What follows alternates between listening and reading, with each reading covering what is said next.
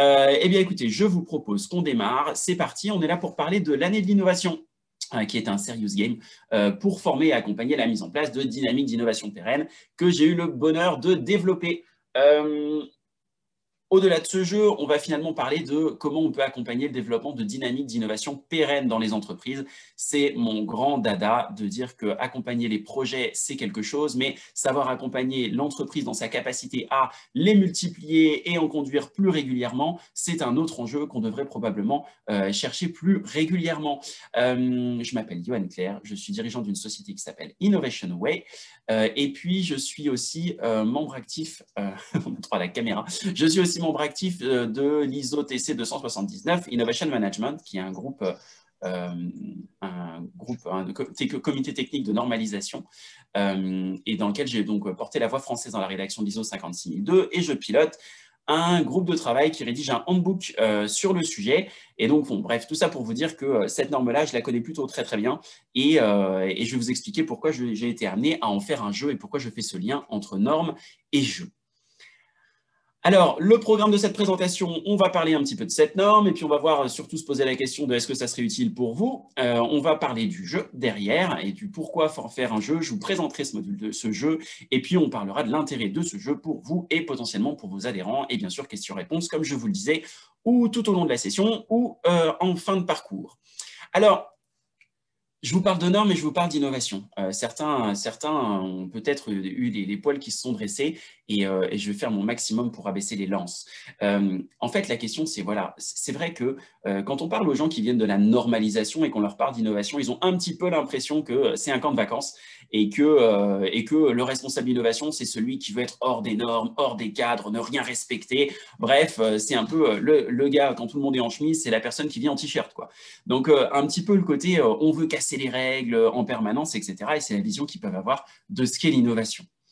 En même temps, quand on parle de normalisation à des gens qui viennent de l'innovation, on a un peu l'impression qu'ils ont envie de nous mettre dans des boîtes et qu'ils veulent tout trier, tout ranger, tout structurer. Un merci à Ursus Worley, qui est un artiste absolument fantastique, qui s'amuse à mettre de l'ordre dans le désordre et à qui j'ai piqué cette photo qui illustre tellement bien, finalement, je pense, ce propos.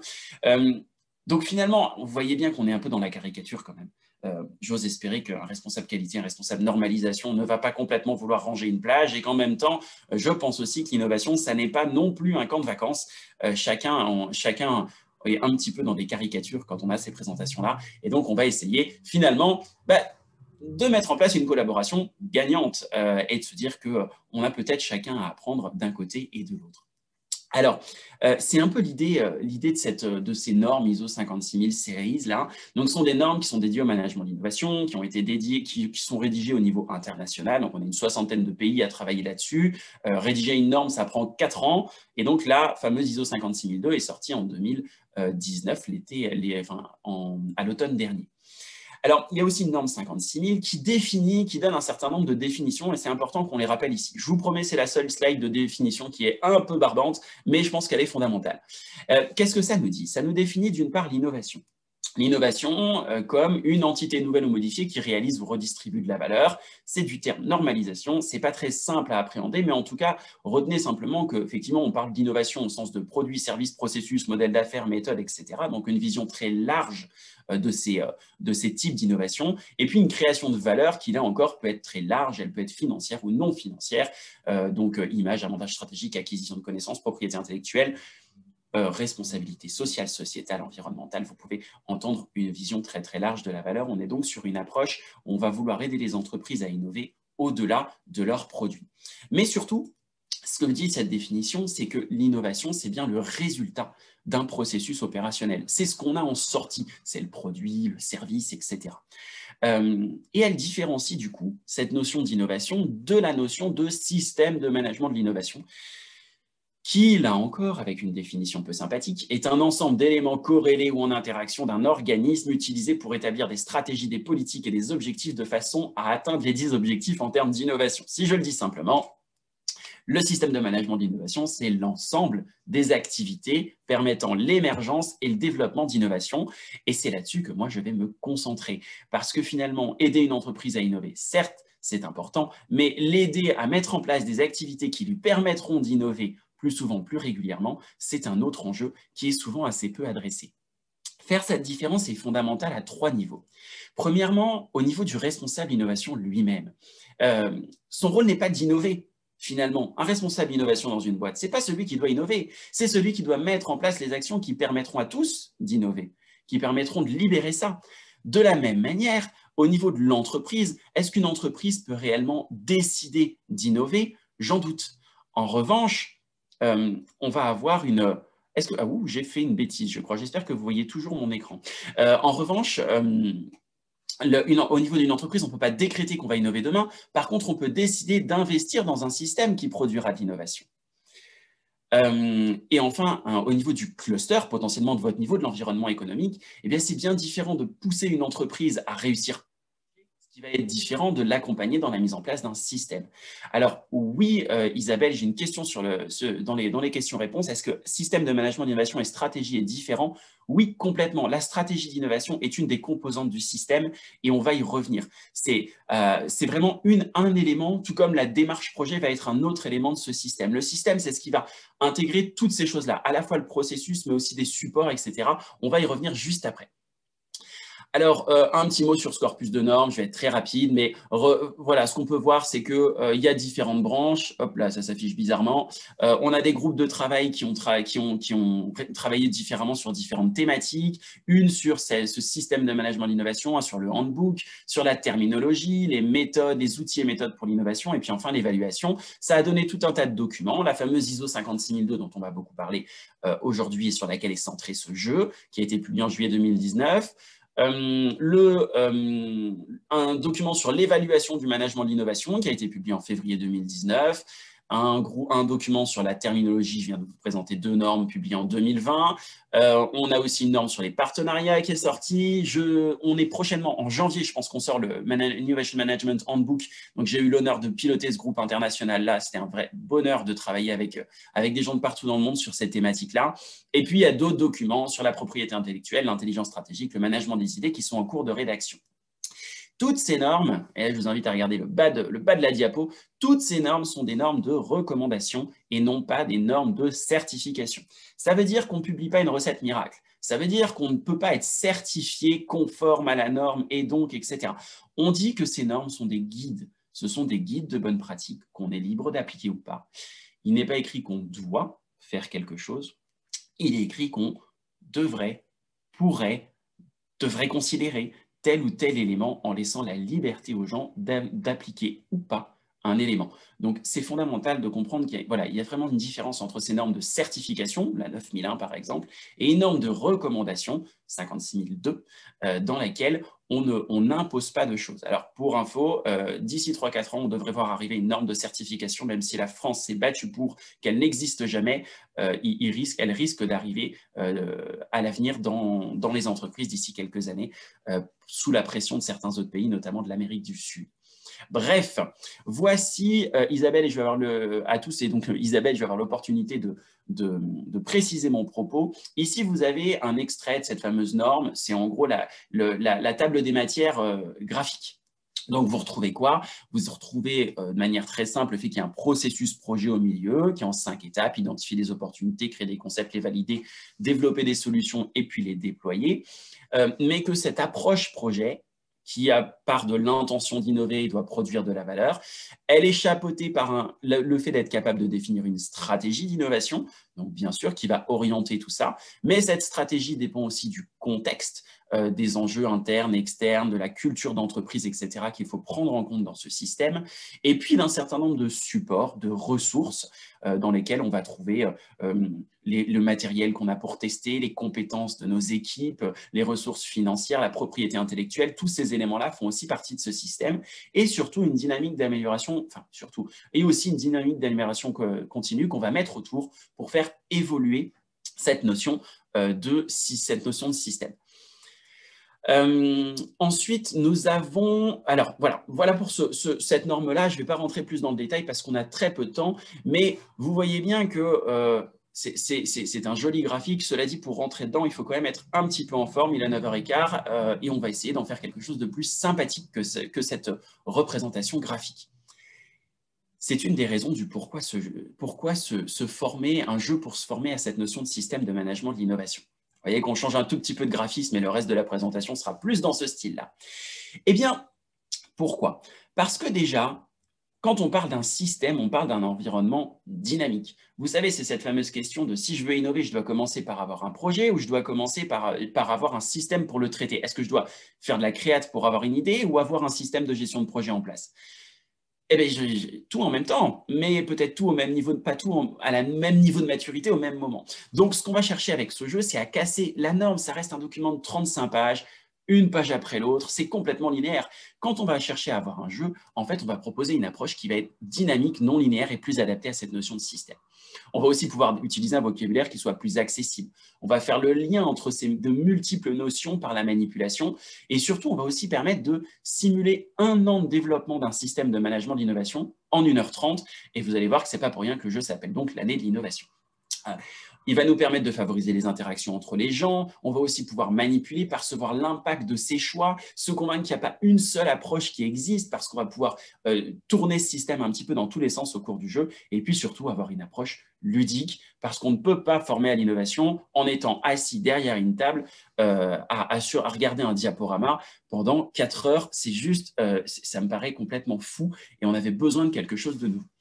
Alors, on va maintenant je vais vous présenter ce jeu dont vous avez quelques images là à l'écran. Ça s'appelle l'année de l'innovation et donc ça vise à construire son système de management de l'innovation en accord avec cette norme ISO 56002 et je suis très fier de pouvoir dire que ce jeu a été conçu, illustré et fabriqué en France dans son intégralité. C'était aussi important à 2-3 petits accessoires près parce que malheureusement, je ne trouvais pas d'entreprise qui les produisait en France, mais on va dire que 95% de la valeur, si ce n'est plus, est bien portée en France sur ce jeu. Alors, le but du jeu, c'est de mettre en place une organisation qui va donc permettre de générer le plus de valeur sur une année, sur donc cette année de l'innovation. La valeur va être symbolisée par ces petits diamants. Alors dans le jeu, ce qu'on va chercher à faire, c'est à amasser le plus de diamants possible. Alors comment on va faire? On va s'appuyer sur différents éléments de jeu. Tout d'abord, ce plateau de jeu. Alors, vous voyez, ce plateau, il représente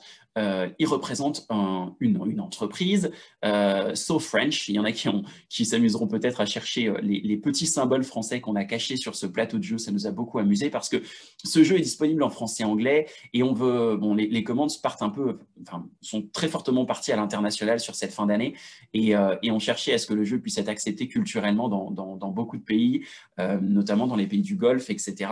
Et on voulait présenter cette diversité, donc on s'est aussi amusé à cacher quelques petits cocoricots français dedans pour que les gens puissent s'amuser de cette culture française. C'est un détail, mais ça vous amusera peut-être sur l'image. Ce plateau est organisé en 5 zones. Vous voyez, qui sont symbolisées par des couleurs différentes.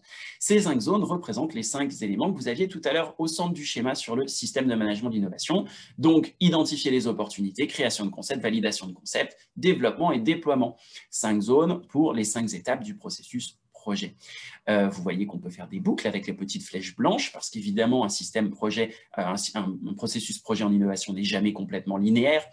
Et puis, chacune de ces zones va être divisée en différentes pièces. Vous n'avez qu'une seule pièce verte là à gauche, une seule pièce jaune là au-dessus, mais puis ensuite, la zone là est divisée en 2 pièces, celle-ci en 3. Qu'est-ce que ça va montrer? En fait, ça va illustrer au cours du jeu le fait qu'il est beaucoup plus simple de passer de l'opportunité à un concept que de passer du concept au début du proto, que de traverser la phase de prototypage ou de traverser la phase de développement qui va nous demander beaucoup plus de ressources, d'énergie et donc il faudra plus de déplacement à nos petites idées pour parcourir ce projet. Parce qu'effectivement, on va faire parcourir sur ce plateau, on va avoir des pions qui seront représentés par des capsules vides parce qu'ils vont représenter les idées et l'idée au départ est une capsule vide. En revanche, elle va ensuite pouvoir se remplir de petits diamants tout au long du développement. Donc, chaque fois que notre capsule passera d'une étape à une autre, elle gagnera en valeur. Et lorsqu'elle arrivera tout au bout de ce parcours, on pourra encaisser la valeur et symboliser le fait que notre valeur sera capitalisée pour l'entreprise au moment du déploiement de cette innovation. Et bien sûr, les idées, il va pouvoir leur arriver des bricoles tout au long de ce parcours, on va y revenir. Deuxième élément de jeu, vous avez ce plateau. Ce plateau est fondamental parce qu'il va permettre de représenter le système de management de l'innovation. Cette chose si abstraite dans la tête des gens devient très concrète avec ce plateau.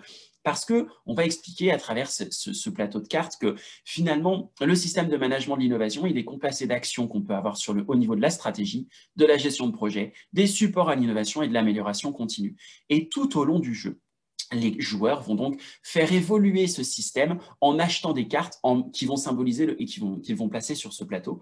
Et ça va symboliser la mise en place de la pratique de cette activité dans l'entreprise. Quand on va mettre en place une stratégie, décider de travailler sur la stratégie d'innovation, par exemple, on aura une carte dédiée qu'on viendra poser sur ce plateau. Et donc, à tout moment au cours de l'année, puisque le jeu va se dérouler sur une année, c'est-à-dire sur 12 mois, on aura 12 tours de jeu. Chaque tour de jeu représentera un mois dans la vraie vie. Donc, chaque mois, on va mettre en place de nouvelles activités dans notre entreprise et on positionnera des cartes sur ce plateau de jeu. Donc, les cartes sur ce plateau de jeu, les voici. Vous avez des cartes donc de différentes couleurs pour représenter encore une fois ces 4 grandes thématiques, la stratégie, les supports, la gestion de projet et l'amélioration continue. Je vous ai mis des exemples là, des cartes, il y en a une cinquantaine parce qu'il y a plein d'activités différentes qui peuvent composer un système. Typiquement, définir cette vision stratégie politique d'innovation dans l'entreprise. On va avoir une description expliquant que voilà, c'est un comité de direction qui va formaliser cette vision stratégie politique d'innovation et on va avoir une description de l'impact en dessous. Ça va aider à plus efficacement sélectionner les opportunités, à mieux faire, à générer des idées qui auront plus de valeur, enfin à mieux les sélectionner en tout cas, et puis à gagner en rapidité sur le processus projet. Et donc cette carte va avoir un impact sur la capacité de notre système qui est symbolisé par ce petit gain de performance en bas avec les 4 petites valeurs, on va y revenir. En fait, il y a ces 4 indicateurs, ils vont permettre de symboliser le fait que quand on travaille sur la vision, la stratégie, la politique, eh bien, ça ne va pas nous aider à générer des idées.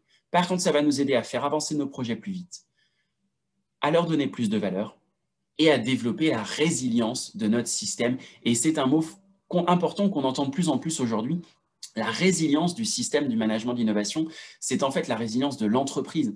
Quand une entreprise subit la complexité du contexte actuel, elles ont eu besoin d'innover, elles ont eu besoin de s'adapter. Eh bien, cette capacité d'adaptation, de résilience, c'est ce qu'on obtient quand on travaille sur un système de management d'innovation. Une entreprise qui a réussi un projet l'année dernière, mais qui n'a pas forcément capitalisé sur cette capacité à générer des idées, les faire avancer, etc., elle ne sera pas forcément sauvée lors d'une problématique de confinement comme on a pu la vivre ici. En revanche, si elle a mis en place des actions qui permettent de réagir, d'être plus agile, d'être plus dynamique, de générer des idées, de considérer qu'on peut voir les contraintes comme des opportunités, etc., là, elle réagira et elle sera peut-être capable de plus efficacement rebondir dans ces situations compliquées. Alors, vous avez une carte rouge là à gauche, je vous en ai mis quelques autres à droite, observation d'usage, rapport d'étonnement, temps dédié à l'innovation, sont tous des éléments qu'on peut conseiller dans la mise en place d'une dynamique d'innovation. Alors, ces cartes, quand on va les jouer, voilà, on va donc avoir un impact quand on va décider au mois de janvier de travailler sur la vision, la stratégie, la politique. On va dépenser des jetons pour pouvoir acheter cette carte-là, dire voilà, c'est important, on va le mettre en place. Eh bien, ça va donc avoir un impact sur ces 4 compteurs de performance qui vont être reportés sur un tableau de bord. Donc, le tableau de bord que vous avez à droite qui s'assemble en 3D, permet en fait de mesurer, de voir à tout instant la maturité de ce système de management d'innovation, son efficacité dans sa capacité à générer des idées, les faire avancer, leur donner de la valeur, et puis à cette capacité de résilience une nouvelle fois. Donc, si vous voulez, ça c'est important parce que ça va rendre concret, le plateau de cartes va rendre concret cette notion de système, et en plus, on va pouvoir voir l'efficacité de ce système grâce à ces compteurs de performance. Vous avez donc là vu à peu près tous les éléments de jeu. Maintenant, comment se déroule un tour de jeu? Il se déroule en fait en 2 temps. Chaque mois, on va agir de la même manière. On va avoir à disposition des ressources limitées. Donc, on va gagner un certain nombre de jetons. On va avoir des ressources limitées pour mettre en place des activités. Oui, on ne peut pas tout faire. On ne peut pas tout de suite et travailler la capacité de créativité, la formation, la gestion de projet, mettre en place une cellule de veille et définir sa stratégie. On ne peut pas tout faire le même mois. Donc, le joueur va devoir faire des choix. En investissant dans certaines activités, il va donc améliorer son système. Chaque mois, il va avoir des ressources, acheter des cartes et percevoir l'impact de ces cartes en mettant à jour ses compteurs de performance. Et puis, dans un deuxième temps, sur le même tour de jeu, il va donc agir d'abord sur le système et en fonction de ce qu'il aura fait sur le système, ça va avoir un impact sur le processus projet. Parce qu'en fonction des petits compteurs que je vous ai présentés tout à l'heure, ça va lui permettre de générer un certain nombre d'idées sur ce mois-là, de les faire avancer d'un certain nombre de cases, de gagner d'avoir une certaine capacité à mettre plus de diamants dans ces petites boîtes. Et puis enfin, on perturbera le système par un aléa. Donc, on va avoir voilà, 2 temps de jeu. On joue des cartes et en fait, ces cartes nous permettent d'avoir un impact sur le processus projet et de voir quand notre processus projet sature, si on génère trop d'idées, mais qu'elles ont beaucoup d'idées, mais qu'elles ont peu de valeur. Et donc, on va être amené à réfléchir aux activités qu'on pourrait mettre en place pour avoir des idées qui soient plus génératrices de valeur, par exemple. Donc 12 tours de jeu qui fonctionnent comme ça avec à la fin, effectivement, un système qui est perturbé par un aléa. Bah oui, en innovation, tout ne se passe pas toujours comme prévu et on ne pouvait pas faire un jeu qui soit aussi sûr et aussi certain et aussi simple. On a donc rajouté cette petite partie-là qui permet d'avoir un déroulement de jeu avec des aléas. Chaque mois, on va tirer au hasard une carte aléa. Et cette carte aléa, elle va venir challenger un peu nos convictions. Par exemple, cette carte délire d'ingénieur que j'adore dans les entreprises à forte R&D, quand elle la pioche, c'est toujours assez magique. On va voilà, leur dire, bah, vous avez pioché, ce qui est bien, vous tirez une carte, il se passe quelque chose. Bah, ce qui est bien avec les experts, c'est qu'ils savent presque tout, sauf que parfois, ils oublient le client. Et ça vient de vous arriver, les ingénieurs se sont fait plaisir avec leur innovation ultra aboutie, mais personne n'en veut. Et donc, si on pioche cette carte, on va perdre l'idée la plus avancée dans le processus projet, on va perdre une idée, tant pis, on est obligé de l'abandonner, sauf si, et ce sauf est très important, sauf si on possède une carte particulière ou si on a une résilience suffisamment importante qui permet à notre système d'être protégé contre ce genre de bricole. Alors, je vous ai mis 3 autres exemples. Des aléas, il y en a plus d'une trentaine aujourd'hui dans le paquet de jeu. Mais voilà, des coupes budgétaires et aussi des aléas positifs comme cette partie Fast Track que vous avez à droite. Vous retrouverez les cartes sur le support que vous pourrez télécharger. Ou si on a intégré le client dans le développement avec cette carte Fast Track, on va avoir l'opportunité. Il va nous dire c'est génial votre prototype, je vais l'acheter tout de suite. Et donc, on va aussi avoir des impacts qui sont des aléas qui sont potentiellement positifs. Encore faut-il savoir saisir cette opportunité. Donc, effectivement, là, pour notre carte délire d'ingénieur, si on a investi dans notre système sur une formation en analyse de besoins, eh bien, on sait mieux analyser les besoins clients et donc, on n'est plus exposé à ce genre d'aléas. Donc, on va faire challenger les convictions comme ça des gens en voyant, ils n'avaient peut-être pas joué cette carte, ils n'avaient peut-être pas investi sur cette activité-là au démarrage sur leur système, mais en piochant cette carte aléa, ils vont se dire « Ah ouais, elle sert à quelque chose ». L'analyse de besoin, j'en avais entendu parler, je n'avais pas pensé que c'était quelque chose par lequel il fallait commencer, et bien je vois bien que ça avait du sens. Alors, est-ce qu'il fallait commencer par ça? Peut-être pas non plus, encore une fois, on ne peut pas tout faire, mais en tout cas, un des buts du jeu, ça va être de découvrir un maximum d'intérêt et de pouvoir comprendre qu'on doit faire des choix quand on développe son système, qu'on ne peut pas se protéger de tout, mais qu'on peut quand même avoir des stratégies plus ou moins risquées. Alors, voilà pour la rapide présentation de ce jeu. Je suis désolé de le faire en visio comme ça, j'aurais tellement aimé. L'idée principale, l'idée de première, c'était de proposer un atelier dans le cadre d'un événement physique où vous auriez pu le manipuler, mais je vous verrai que je vous proposerai en fin de présentation une solution pour que vous puissiez tester ce jeu, parce qu'un jeu, ça ne se présente pas en PowerPoint, mon Dieu, je ne l'ai surtout pas fait pour ça, ça se vit, ça se joue et ça s'expérimente. En tout cas, sur les accessoires du jeu derrière, bon, le jeu est disponible en version française et anglaise, on est en train de travailler sur la version espagnole parce qu'on a eu beaucoup de demandes, notamment en Amérique du Sud. Ça peut aider à acquérir du vocabulaire métier en anglais. Ça peut être aussi une bonne opportunité de se former. Et puis, ça permet de jouer au sein d'équipes internationales, notamment dans des plus grandes entreprises. On a développé un petit livret du participant qui permet de respecter les gestes barrières quand on joue, parce que dans ce livret du participant, on va avoir toutes les cartes en format autocollant qui nous permettent donc qui permettent à chacun d'avoir son propre jeu de cartes et de capitaliser sur sa partie. Parce que dans ce livret, il est organisé pour qu'on puisse coller les cartes dedans, un peu comme les panini de notre enfance, mais on va aussi avoir la possibilité de prendre des notes en disant, voilà, au mois de janvier, j'ai joué ça pour telle raison, puis au mois de février, tiens, j'ai retenu ça de cette étape, etc., etc. Et puis à la fin, on a aussi des études de cas qui peuvent être possibles, où on commence de rien, comme en démarrant un système de rien à partir de rien, on va effectivement pouvoir avoir des études de cas pour cibler des formations, challenger les convictions des participants, en se mettant dans le cas particulier d'une entreprise qui a déjà mis ceci ou cela en place. Ensuite, sur les modes de jeu, donc différents modes de jeu sont possibles. Un mode de jeu démarrage, notamment pour les formations, sessions collectives, ateliers, où on démarre de rien et on doit construire son système en partant de rien sur, voilà, 2021 sera l'année de l'innovation, je vais jouer sur 12 mois en commençant de rien sur une entreprise, enfin, peu importe finalement l'entreprise qu'on va imaginer.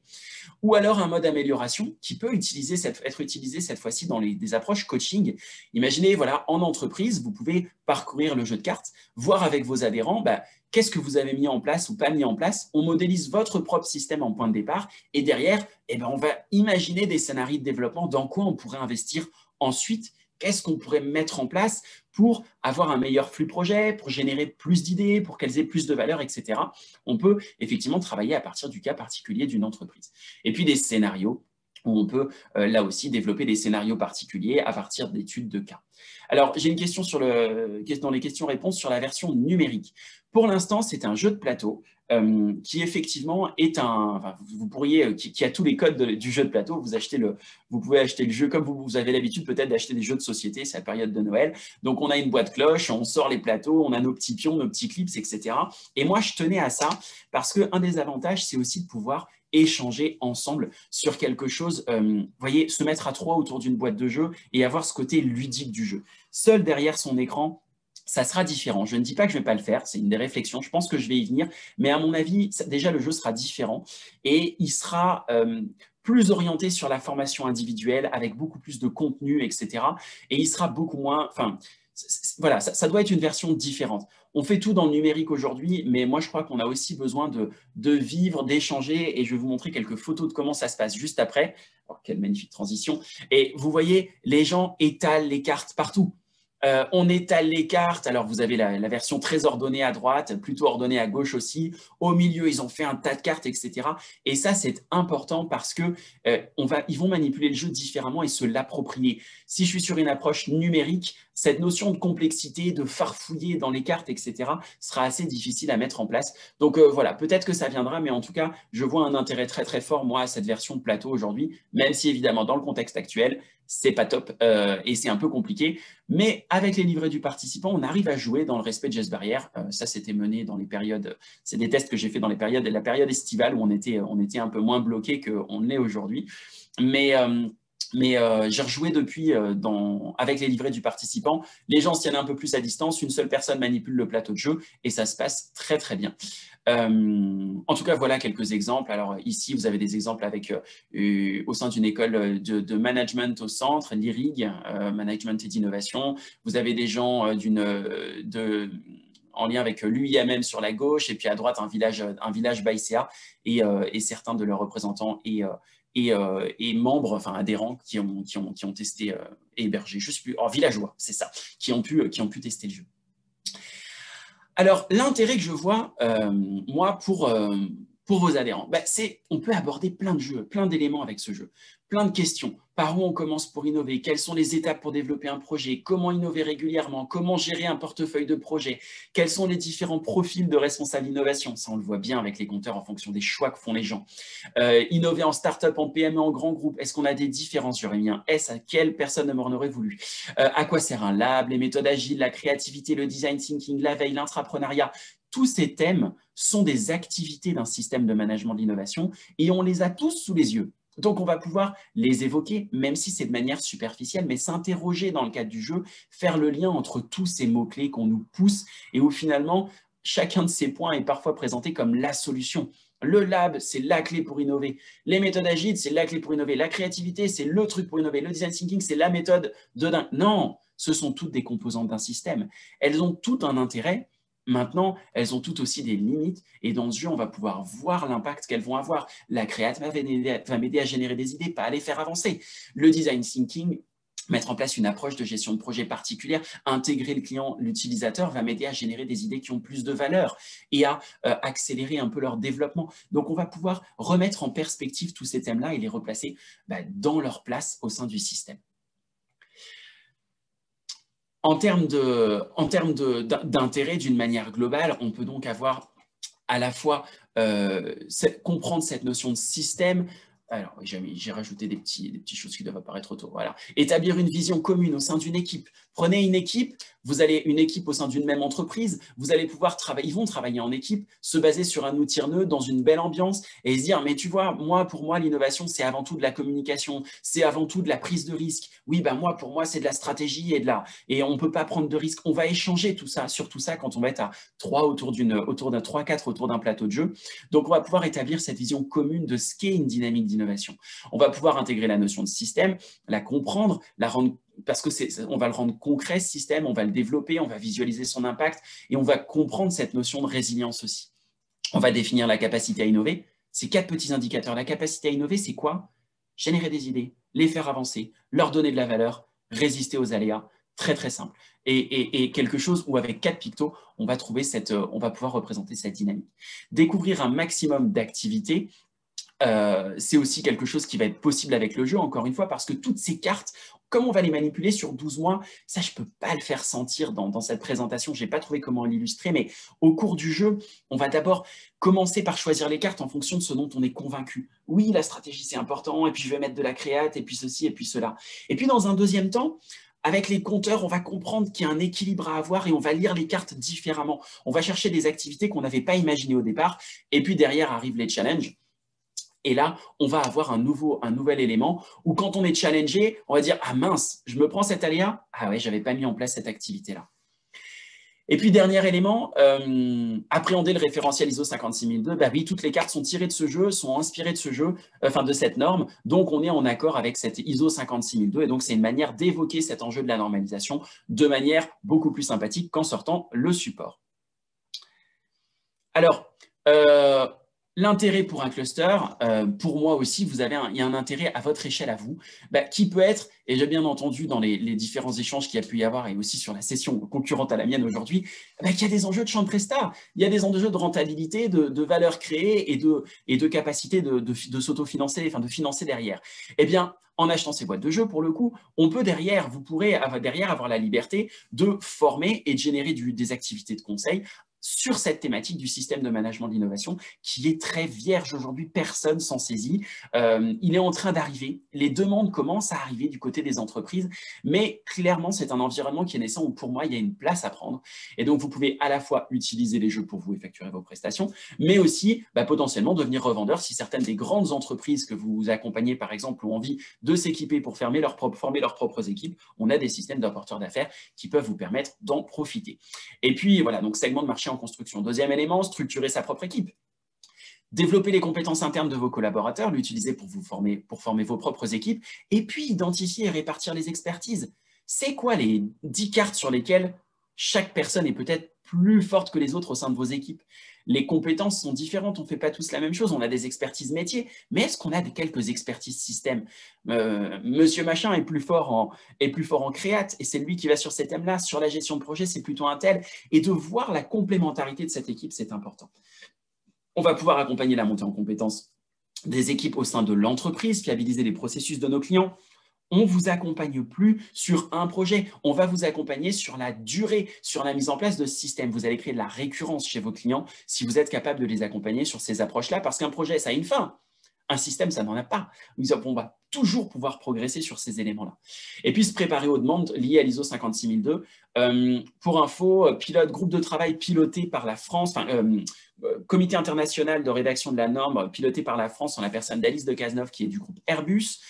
Pilotage présidence de la Commission française par le groupe Total, d'autres grands donneurs d'ordre, notamment donneurs d'ordre ou typiquement des structures comme le CEA sont présents dans le comité. Donc moi je crois, même si la norme n'est pas une norme d'exigence, je crois qu'on peut avoir un petit peu de pression qui pourrait arriver de ces donneurs d'ordre à un moment qui vont demander à leurs sous-traitants, ok, vous faites quoi en termes de système de management de l'innovation, vous, chers fournisseurs?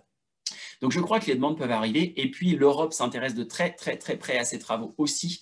Et je crois que sur les programmes européens, il est probable, vous l'avez vu avec tout ce qui était… il y avait eu des petites choses autour de ça avec les programmes avec les programmes H2020, sur comment s'appelait ces choses, les programmes qui invitaient déjà à faire des diagnostics et des accompagnements au sein du groupe, des équipes EEN sur le développement de ces systèmes de management d'innovation. Ça a commencé et je crois que la tendance n'est va clairement aller vers l'amplification sur cette thématique-là. Donc, se préparer, avoir des réponses, je pense que c'est quelque chose qui peut être utile dans le temps qui vient. Alors, pour en savoir plus, et je vais en profiter pour répondre aux questions qu'on a sur le chat. Super présentation, ça donne envie. Merci. Le jeu est illimité en termes de participants. Une boîte de jeu, pour moi, c'est un jeu de plateau. On ne peut pas être 50 autour. Pour moi, c'est 1 à 4 joueurs. L'idéal, c'est 3. Un joueur en approche conseil, ça marche très bien. 3 joueurs, c'est top parce qu'il y a toujours un moment dans le jeu où il y en a un qui dit « Je vous avais dit qu'il fallait qu'on travaille sur l'intégration du client et on ne l'a pas fait, on a fait de la com. » Ah bah oui, et puis le mois d'après, on se prend un aléa où, finalement, comme on n'a pas intégré le client, il nous arrive une bricole. Donc, voilà, c'est aussi important parce qu'en fait, la formation, les gens se forment entre eux. Le jeu est fait pour que les gens puissent échanger et partager, mettre des mots sur leurs approches. Donc, limité en depth de participants, oui, 3 à 4 par boîte. Je pense que c'est une limite. Après, on est un peu coincé. Après, rien n'empêche, et moi, je l'anime comme ça. Je pense qu'on arrive à animer jusqu'à 5 boîtes en parallèle sans aucun problème en tournant. Et c'est encore plus intéressant parce que du coup, sur les différentes tables, donc vous pouvez former jusqu'à 5 fois 3 personnes, 5 fois 4 personnes, donc 15 à 20 personnes. Les dynamiques sur les tables vont être différentes et à un moment, quand on organise les rétrospectives derrière, c'est très intéressant de voir que certains ont parié sur la strat, d'autres sur l'avancement des projets, etc. Et que du coup, ils arrivent à des résultats différents et ça permet de tirer des enseignements tous ensemble. Une autre question sur la partie école. On pourra en reparler, j'ai une question sur les écoles. Alors, ça peut clairement faire l'objet d'un cours et j'ai des écoles d'ingé, des écoles notamment sur les formations master et des choses comme ça qui ont acheté des boîtes pour l'intégrer dans leurs cours. Et ça peut aussi être réfléchi en termes de comment on met en place un système de management d'innovation dans une école elle-même pour qu'elle-même soit innovante. Une école est une organisation comme une autre et donc elle peut tout à fait produire de l'innovation et elle aussi va avoir la possibilité de mettre en place un système de management d'innovation pour elle-même. Donc, ce jeu peut aussi apprendre à former l'équipe de direction d'une école de la même manière que ce qu'on peut avoir sur un cluster ou sur une entreprise. Alors, pour en savoir plus, donc plus d'infos, vous avez une présentation du jeu sur le site d'Innovation Way et vous trouverez aussi un bouton sur la page du Serious Game qui vous permet de prendre rendez-vous pour tester le jeu. Du coup, pour tester ce jeu, vous pouvez taper cette adresse-là, récupérer cette adresse-là ou utiliser le bouton prendre rendez-vous sur notre site internet. Et en fait, on se retrouvera, vous choisissez le créneau qui vous convient et on se retrouve pour un créneau d'1 heure sur Teams et je vous présente le jeu. Et je vous présente pas le jeu, je vous fais jouer parce que j'ai fait une petite installation ici qui me permet de jouer à distance avec une caméra au-dessus du plateau, etc. Donc bref, vous pourrez manipuler le jeu et vous faire un avis plus précis. J'en viens à la fin. On est sur alors les tarifs autour de tout ça. Il y a différentes licences, donc des licences pour une utilisation, je vous ai mis, il y a différentes licences d'utilisation pour les écoles, pour les entreprises et puis une utilisation commerciale qui me semblait être celle qui vous intéresserait potentiellement le plus, où les boîtes de jeux sont commercialisées à 1 500 € par boîte, dans lesquelles on intègre 20 carnets du participant et on vous demande une formation. On vous forme derrière, moi je vous formerai à l'utilisation de ce jeu, à tout ce qu'il y a derrière. On a une formation de 2 jours où on parle beaucoup plus en détail de tout ça, sur l'envers du décor, comment on anime, etc.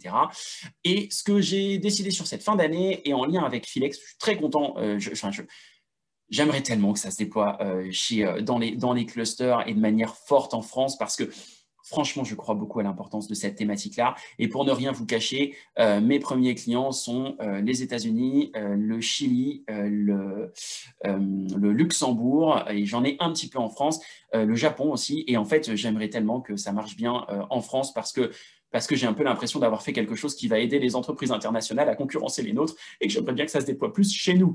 Bref, du coup, bon voilà, si on arrive à démarrer des discussions, même si on ne signe pas le contrat sur cette fin d'année, mais si on arrive à démarrer des discussions avec certains d'entre vous qui seraient vraiment intéressés, je m'engage à vous faire voilà, une remise de 20, de 30%. Bref, le but, ce n'est pas de parler que des prix, mais en tout cas, sachez que j'aimerais beaucoup qu'on arrive à déployer ça et que je ferai tout pour que ça puisse fonctionner chez vous. Merci pour votre attention. Il nous reste 3 minutes avant la fin officielle de cette session, 5 minutes de plus pour encore quelques questions si on s'autorise à déborder jusqu'à ce qu'on soit coupé. je crois que j'ai répondu à un certain nombre de questions. Je vous remercie et puis n'hésitez pas si vous avez encore des questions. Je regarde à côté s'il en reste que je n'ai pas lu. Il y en a qui ont fait des questions longues, c'est dur à lire.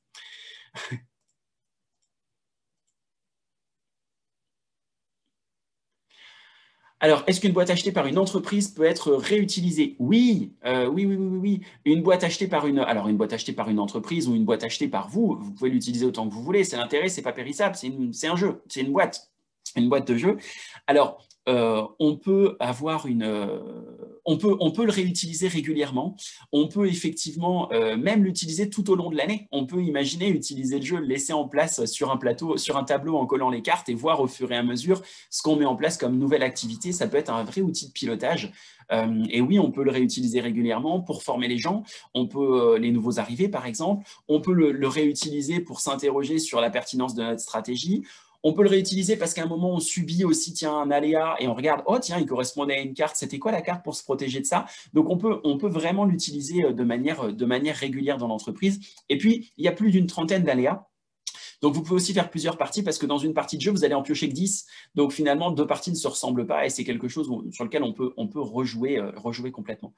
Une partie de jeu dure à peu près 1 heure et 1 heure et demie. 1 heure et demie, pardon, je disais une autre question en même temps, c'est pour ça que j'ai bugué.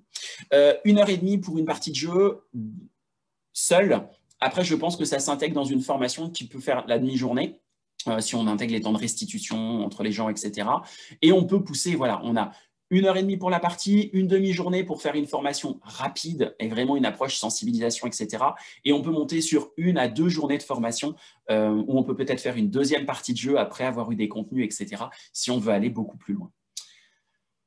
Voilà pour ces questions. Je pense que j'ai répondu à toutes celles qui ont été posées au cours de la présentation. Je vous remercie beaucoup. J'espère avoir l'opportunité de faire tester ce jeu à un maximum d'entre vous. Et n'hésitez pas vraiment à aller à prendre rendez-vous pour des tests. Les créneaux sont ouverts j'ai encore quelques créneaux sur décembre, mais la fin d'année est très chargée. Autrement, pas mal en janvier. On passe un bon moment, on apprend des trucs et puis au moins on se fait une idée précise de l'intérêt potentiel de ce jeu et de sa capacité à être utilisé dans le cadre d'une activité. Oui, bien sûr, le test est gratuit, évidemment, bien sûr. La première partie là est gratuite complètement. Oui. On veut gagner des sous, mais quand même.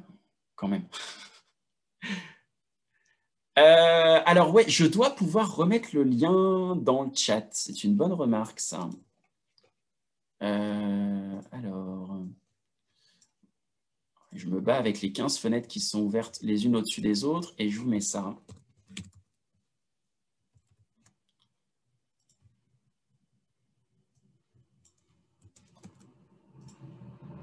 Alors, voilà, le lien pour le test est dans le chat. Et le lien pour voir, pour lire les éléments, télécharger la plaquette, enfin, bref, le truc un peu plus classique, c'est ici.